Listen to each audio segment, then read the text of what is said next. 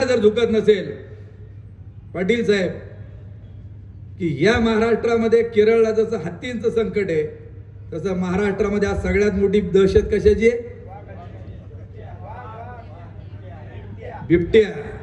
आता हे इथले बिबटे आपल्याला हटवायचे आणि हे बिबटे ज्यावेळेला यांच्या ज्यांनी सत्तेतल्यांनी हटत नव्हते 56 लोक या परिसरामधली बिबट्याच्या हल्ल्यामध्ये प्राणगत झाली आणि म्हणून आम्ही लढा रस्त्यावर दिला। 3 आणि 4 तारखेला रास्ता रोको केलं आणि पहिल्यांदा ऑर्डर झाली की बिबट्याला दिसता क्षणी गोळ्या त्या ठिकाणी घाला आणि पकडलेला बिबट्या पुन्हा कुठेही सोडायचा नाही।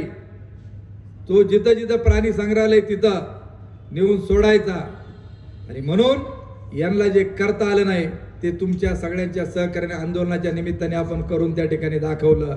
म्हणून माझी आपल्याला विनंती आहे की विधानसभेची निवडणूक आपण जिंकलेली होती, परंतु ज्यावेळी त्यांना कळून चुकलं की आपला पराभव हा अटळ आहे आणि मग शेवटच्या 2 दिवसात काय केलं? काय रेट फुटला होता इथं? काय रेट फुटला होता? माझी आपल्याला कळकळीची विनंती आहे की आज विरोधक म्हणून आम्ही रस्त्यावर उतरून त्या ठिकाणी लढाई तुमच्या गोरगरीब शेतकऱ्यांकरता लढवतो आणि जिंकू देखील दाखवतो। मला आग्रहाची विनंती आहे की आज देवदत्त निकमसाठी मी मतं मागण्याकरता इथं आलेलो नाही।